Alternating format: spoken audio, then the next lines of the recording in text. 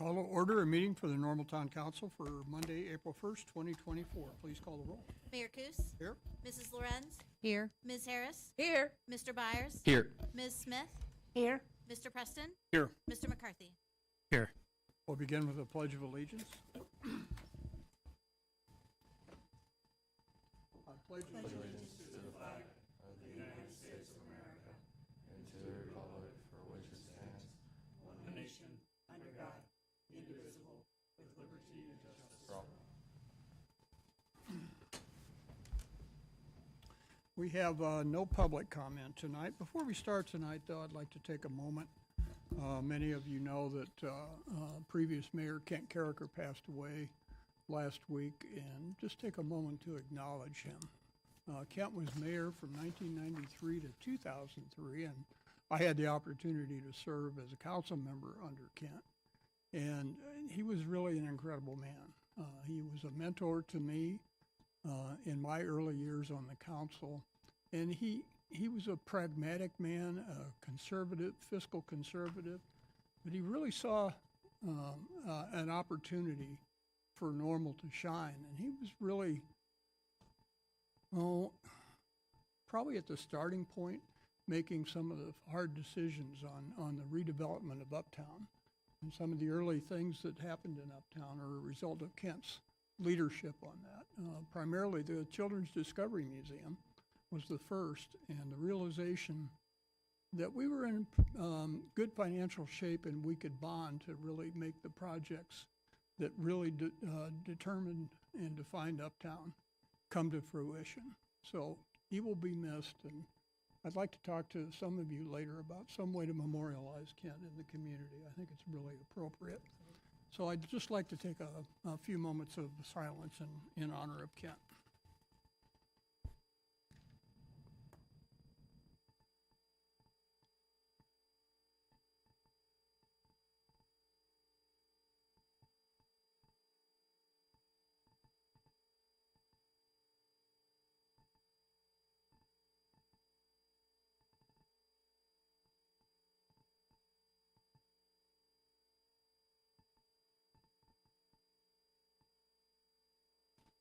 Thank you.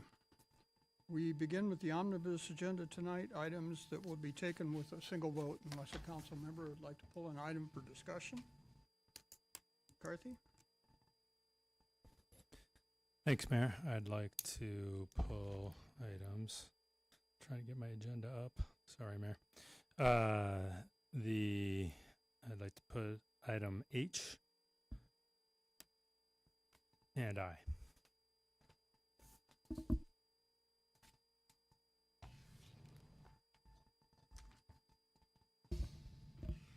Move for approval. Second.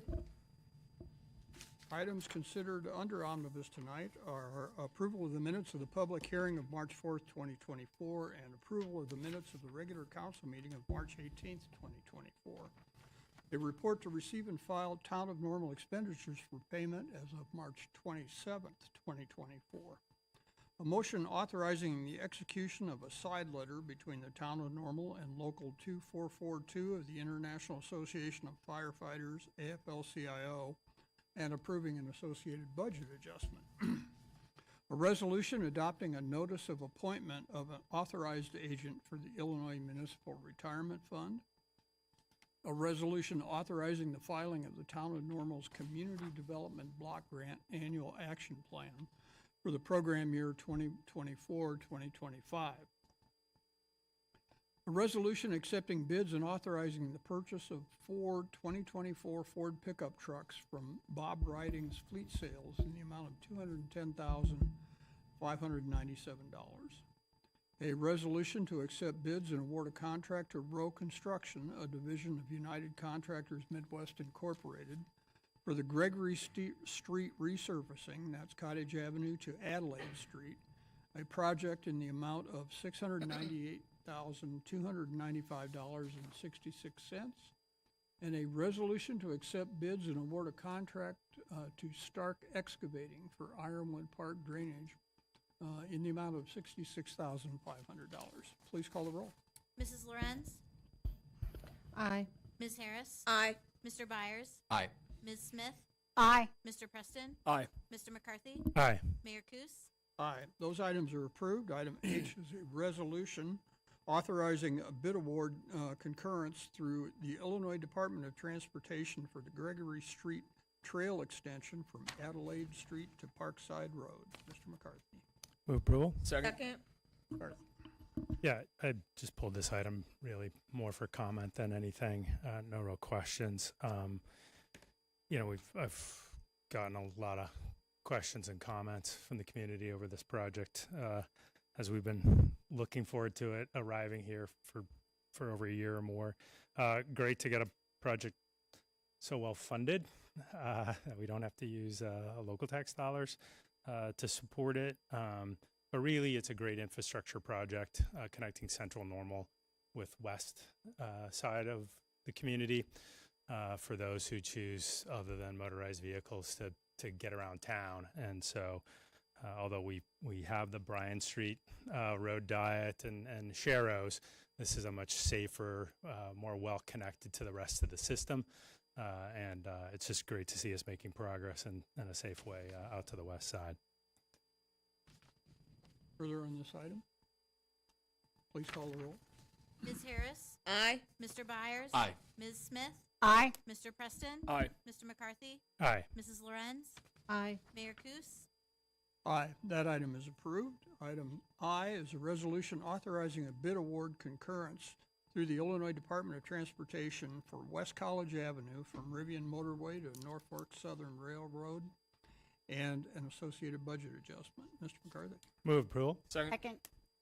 McCarthy. Thanks, Mayor. Again, really just a comment, no real questions on this one. Obviously, I think we've all up here been anticipating this project for quite a long time, and staff has as well. Again, I've received a lot of comment over the years about this particular project of how soon, when, but also wanted to call out yet again, we're taking the opportunity while we're redoing a major infrastructure roadway project to provide for pedestrians, bikes, and other modes of transportation out to the west edge, out to Rivian, certainly for those who work out there and want to choose other than a motorized vehicle. But for folks that trying to get to points west, that's the major east-west corridor for non-motorized traffic to travel, and that we're able to get that done as part of our substantial funding from the state and federal government and minimal local dollars. It's really great to see this project finally getting off the ground. Thank you. Further? Ms. Smith.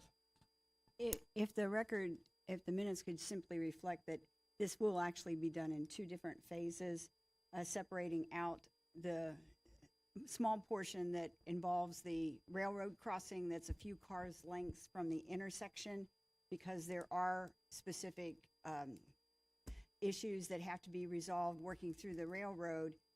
But as soon as those are taken care of, that construction can begin, and the bulk of the project will be beginning this year. Further? Call the roll. Mr. Byers, Aye. Ms. Smith, Aye. Mr. Preston, Aye. Mr. McCarthy, Aye. Mrs. Lorenz, Aye. Ms. Harris, Aye. Mayor Kus, Aye, that resolution is approved. We have no general orders items tonight. New business, the first item is a motion to authorize the city manager to execute a settlement agreement and approve an associated budget adjustment. Move approval. Second. And Ms. Reese, I think you have some comments. Yes, thank you, Mayor. I did want to highlight for council, in terms of the title of this action item, it's not very detailed, but what we're asking tonight is for council to authorize the city manager to execute a settlement agreement. Mr. Day is serving as our spokesperson on this matter, since it does pertain primarily to, solely to pending litigation. Mr. Day has been involved in this discussion for a number of months, and so I'm just suggesting to council that if there's specific questions on this topic, Mr. Day will be prepared to respond, and again, does serve as our spokesperson on this matter. There are comments on this? Please call the roll. Ms. Smith, Aye. Mr. Preston, Aye. Mr. McCarthy, Aye. Mrs. Lorenz, Aye. Ms. Harris, Aye.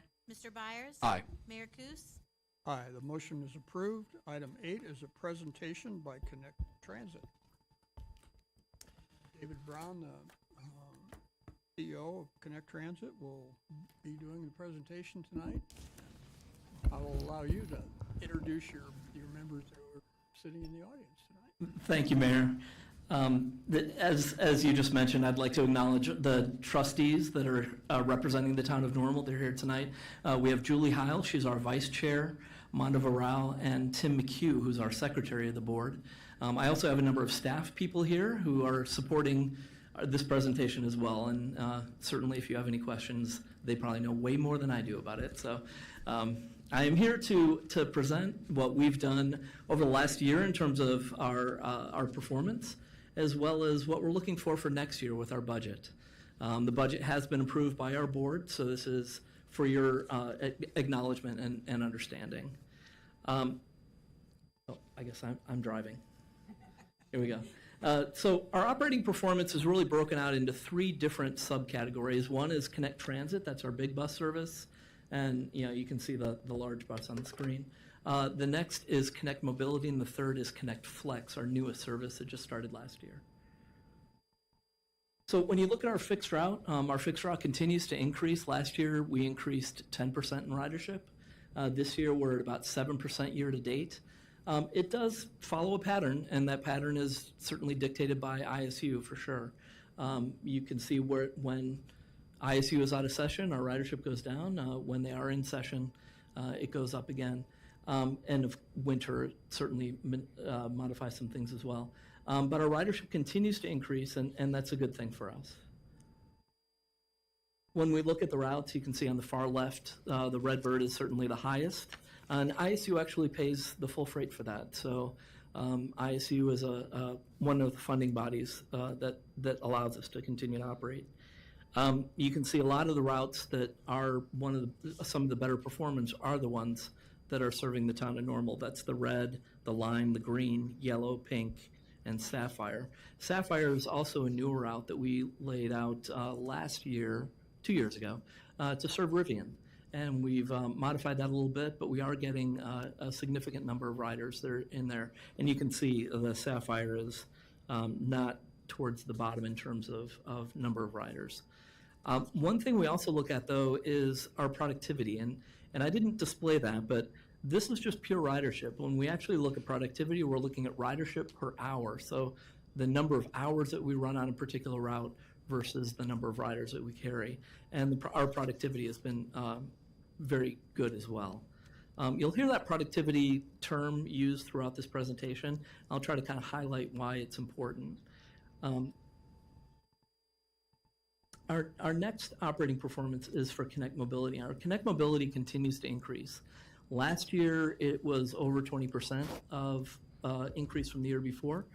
This year, we're again at 22% over the year before, year to date. That presents a significant challenge. It's a great thing that people trust us, and we're really happy to provide the service that we can to the people that need it the most. We do recognize, though, that when we look at the 12-year number of unlinked passenger trips, we are well above post-COVID right now. Our post-COVID numbers are about, I believe, over 120% of our pre-COVID numbers. So what that means is that that's growing far at a faster rate than it was prior to COVID. And there's a number of reasons for that. We did One Fare for All in 2019. And then we also expanded the boundaries of our service. So we're providing more service to a larger area and more constituents for a lesser fare. This is where our productivity also is very important. So you can see in 22, 23, and 24 how the number of people that we get per trip has increased. And it's very important because the number of people per trip also relates to the number of hours we have to operate. And hours equals labor in our business. So we're a service business. The more hours that we operate, the more labor we need, the more drivers and things like that. So our staff has done a tremendous job trying to maximize the number of people per van while still having good on-time performance. And right now, our on-time performance has been about 92%, which is very good in this business. Our expectations are that this is just going to continue. The number of people with disabilities since 2000 has increased over 20%. And the number of seniors with disabilities, you can see, has increased over 80%. So what we're seeing is that as the population ages, the need for mobility will continue to increase as well. The charts that you see on the left-hand side were done by the McLean County Regional Planning Commission in its 50-year plan, or its 2050 plan. The far left is Bloomington, and the one a little closer is Normal. But you can see how the number of aging people, the population, continues to increase. That it almost is by the year 2050 is anticipated to be about the same number of seniors as younger people, especially in Bloomington.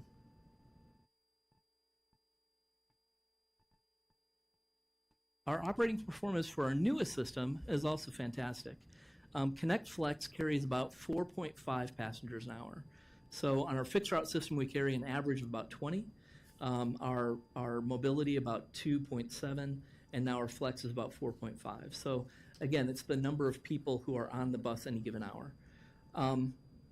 We also have seen some tremendous gains in terms of not only people who are riding the system that weren't able to ride before.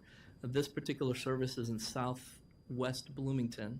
And it's an area that did not have any public transportation for many years.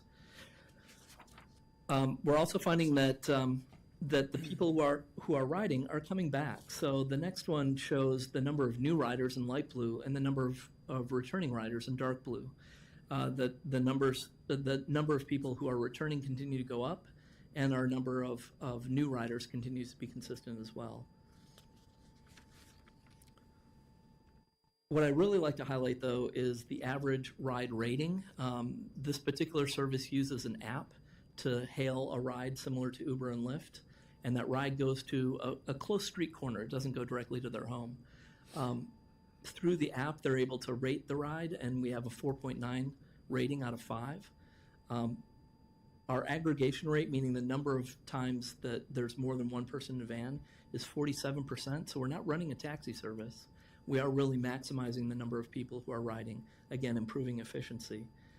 The average time to pick up is about 10 minutes, and the average ride time is about 8 minutes. So we're really providing a pretty solid service in an area that really didn't have service, or some of the people that lived in that area were unable to use a fixed route bus because of a disability or something else, but still wanted that regular service.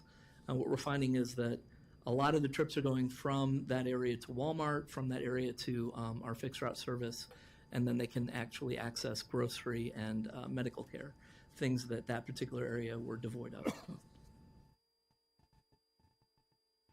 Our financial performance is also good. The last 2 years of our budget actual, we ran just a little bit below our budget in 2022 and 2023, but we actually brought in more revenue in both of those years as well, primarily because of ridership growth and because some things that we did with advertising to draw more revenue. When we look at our 5-year forecast, we look at what we're asking for 2025, taking what our plan is for 2025 into 2026, and then just carrying that forward about 5% a year. On average, our budget has increased about 6% a year, so this is a little more conservative. There's a red line or a red box around year 2026 and 2027 for our federal and state shares.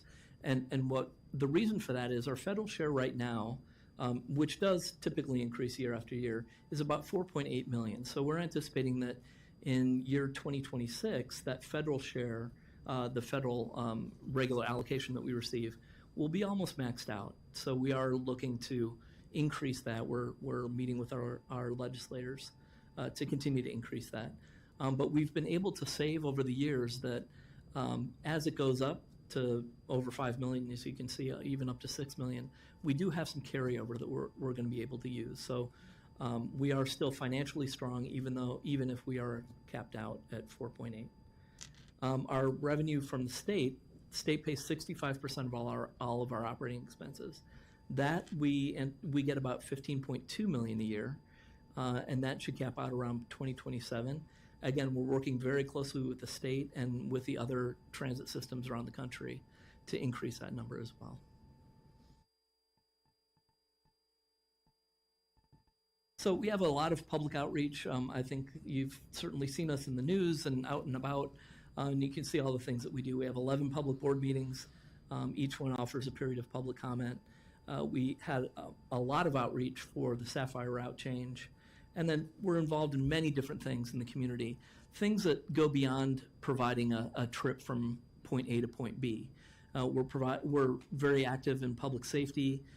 We have past partnerships to allow people to ride for a lesser rate, especially people for nonprofits or other agencies. And then we're very active in the community in terms of the outreach events that we do. So this is actually a final budget, even though it says a draft budget. I presented this to our board last week and it was approved. As I mentioned, hours equals labor and miles equals maintenance, and those are our two biggest cost items. The blue is labor and the orange is maintenance in this particular pie chart. What we proposed is really a reallocation of hours. So as mobility goes up, for every new mobility passenger, Connect Mobility passenger, there's more hours and more miles. It's just the nature of the service. It's on demand.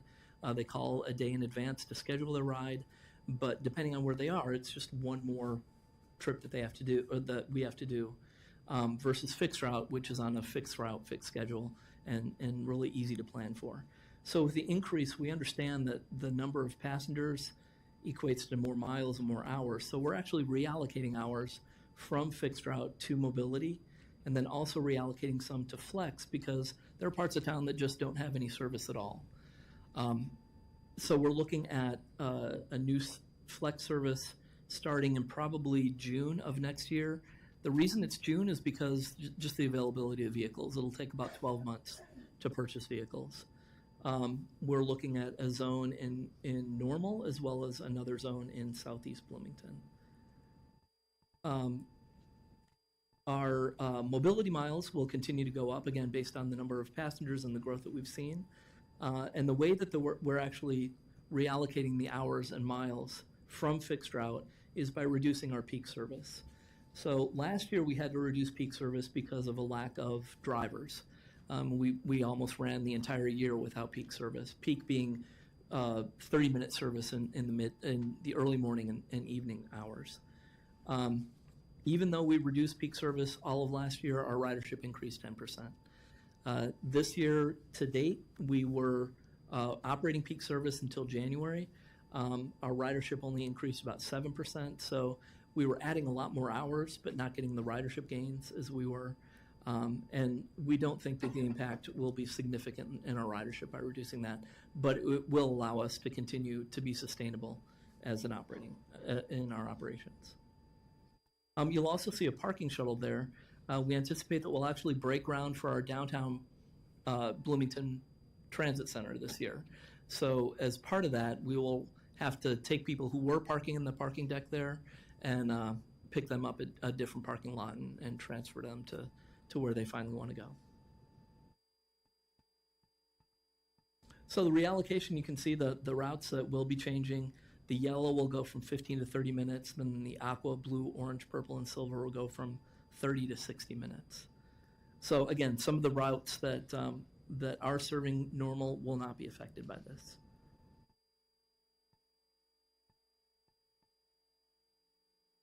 And this is just another justification, as I said, when we weren't running peak service, we had higher productivity on link passengers per hour. When we were running peak service, we had less productivity. And productivity is efficiency. Efficiency is what will sustain us. So our approved budget this year, it's a 6% increase over last year. You can see that we've made some changes. When we look at our budget, we look at a zero-based budget. So we kind of look at the service that that we need to provide, the cost that we need to provide, and then we kind of go through and see what maybe we had last year but we don't need next year, or vice versa. So I think our staff does a great job just looking at trends in costs, trends in expenses, and we look at how those change. So you can see where we've gotten some of those increases and decreases throughout the budget. Our revenue, like I said, 65% comes from the state. The town of Normal puts in about 3%, and the city of Bloomington about 4.5%. Contract fares, that would be ISU, Heartland, and Wesleyan, and they put in about 3.9%. Our passenger fares, it's 2.7% is just the cash fares and pass fares. We do our total fares are the contract fares and passenger fares together.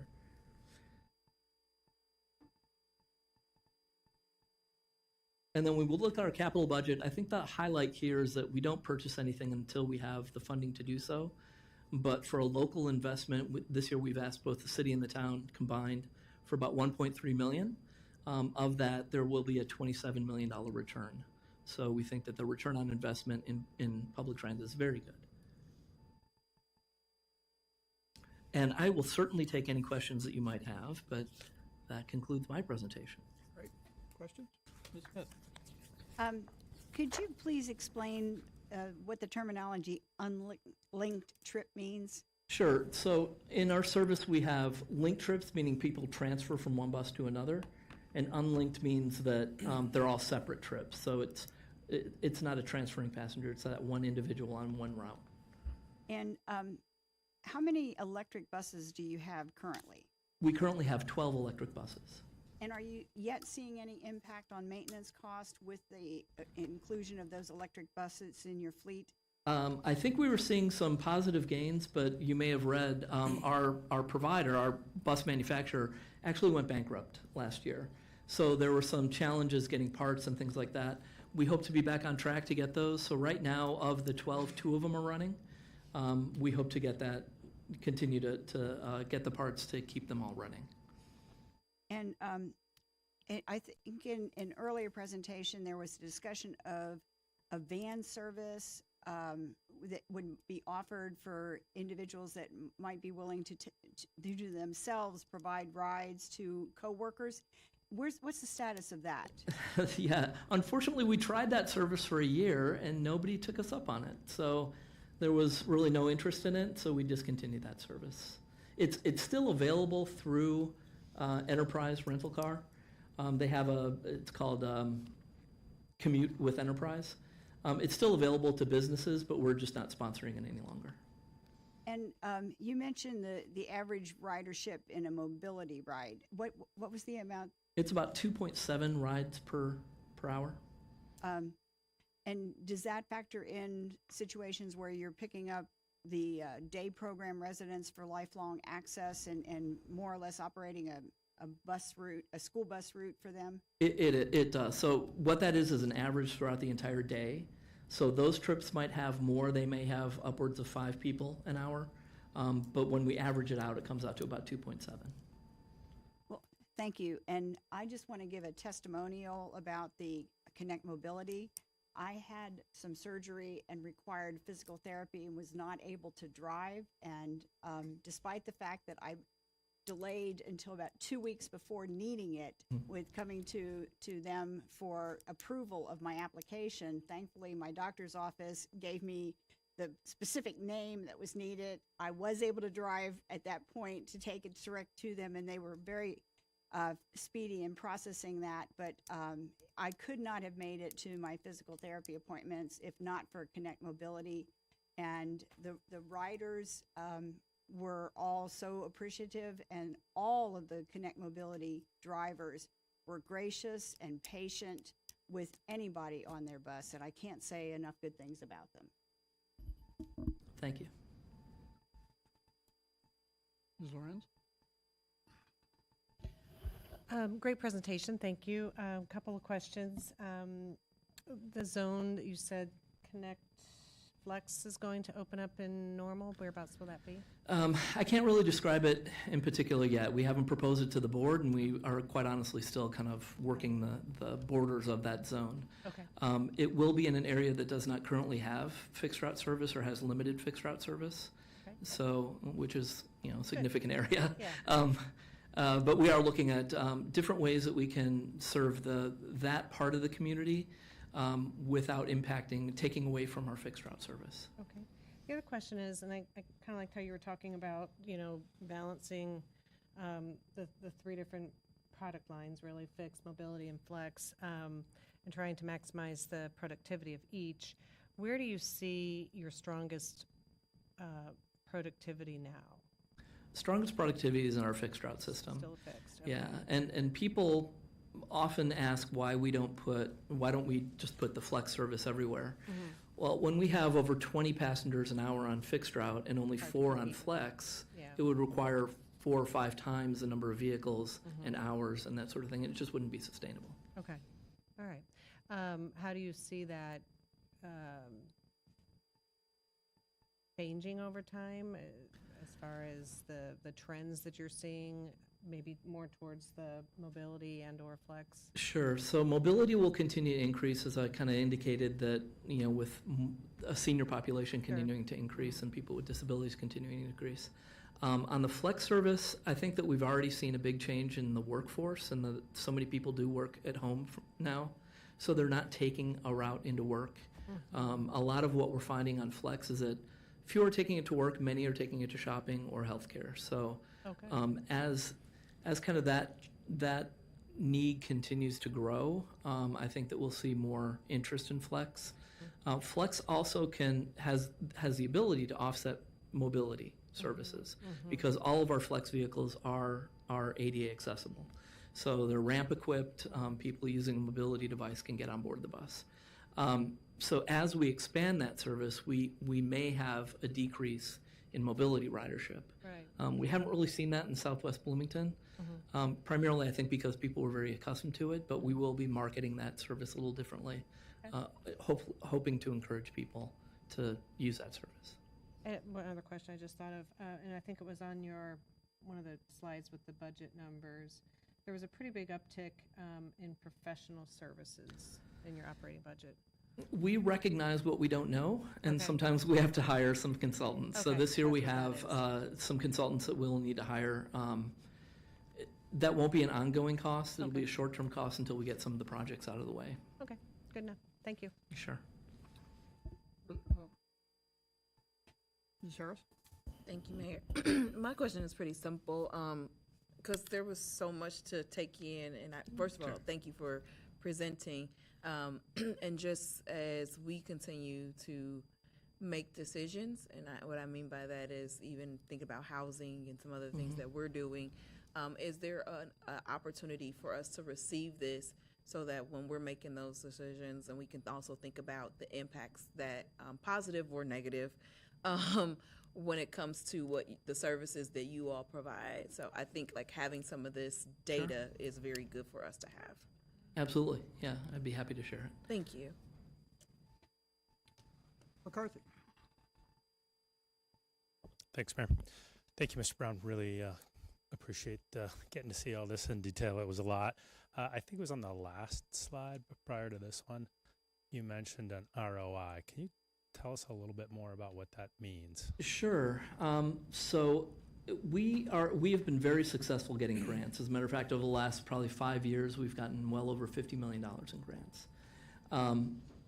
What that allows us to do is purchase capital with lesser investment from the local, a local share.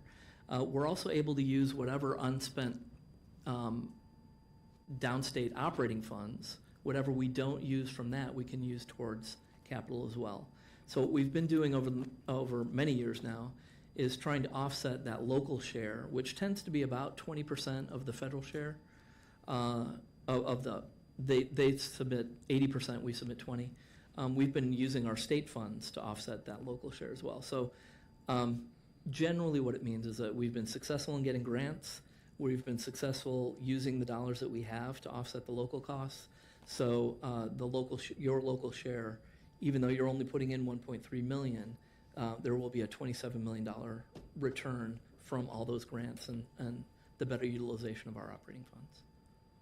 That's a pretty substantial ROI. I'd take that deal. Yeah. Yeah, nice work. Really appreciate it. Haven't heard that presented in that way before, but it's a great way for us to conceptualize it up here, how efficiently you're using our dollars to go out and get new dollars. So we really appreciate that work. Thank you. Mr. Preston? Thanks, Mayor. Thanks, Mr. Braun, for the presentation. I am glad to see that numbers are ticking upward, both in ridership and in productivity.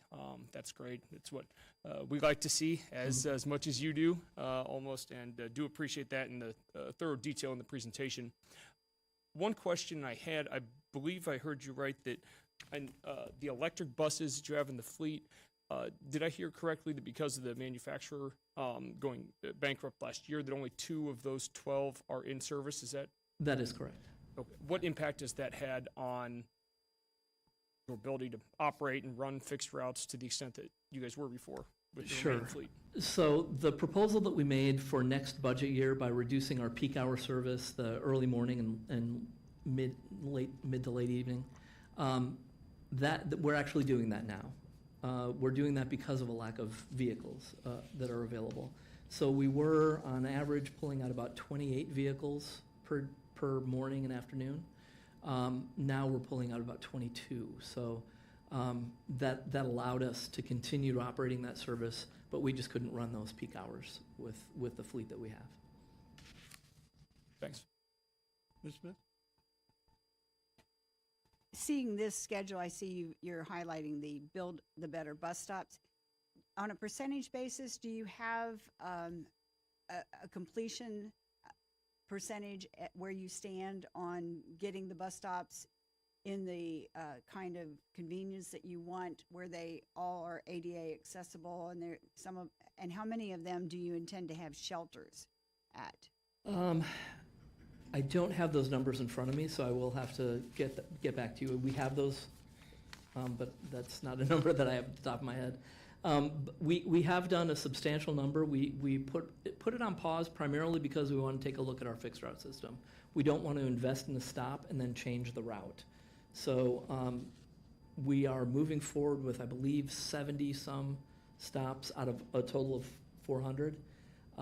Shelters are a different issue only because sometimes the landowner doesn't want a shelter in that particular area.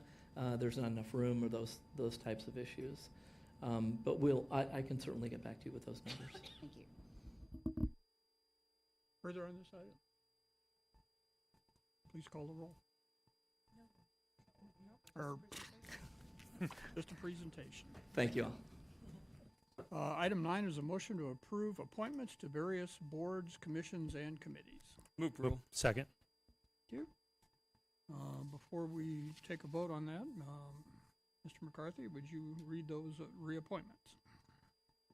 Certainly, Mayor. These are all reappointments, members that are already serving and have graciously desired to continue to serve for the good of our community. At the Historic Preservation Commission, we have Nancy Armstrong. Her new term will expire on March 31st of 2028. For the Human Relations Commission, we have Janessa Williams. Her term will expire on March 31st of 2028. On the Planning Commission, we have R.C. McBride. His term will expire on March 31st of 2028. And finally, on the Uptown Design Review Commission, we have David Bernison, whose term would expire on March 31st of 2027. Thank you. Questions or comments? Please call the roll. Mr. Preston? Aye. Mr. McCarthy? Aye. Mrs. Lorenz? Aye. Ms. Harris? Aye. Mr. Byers? Aye. Ms. Smith? Aye. Mayor Kus? Aye. Those reappointments are approved. No public comment tonight following the meeting before taking a motion for adjournment. Concerns or comments? Ms. Smith? Just a couple of items that I want to share with the community. The at Miller Park this Sunday,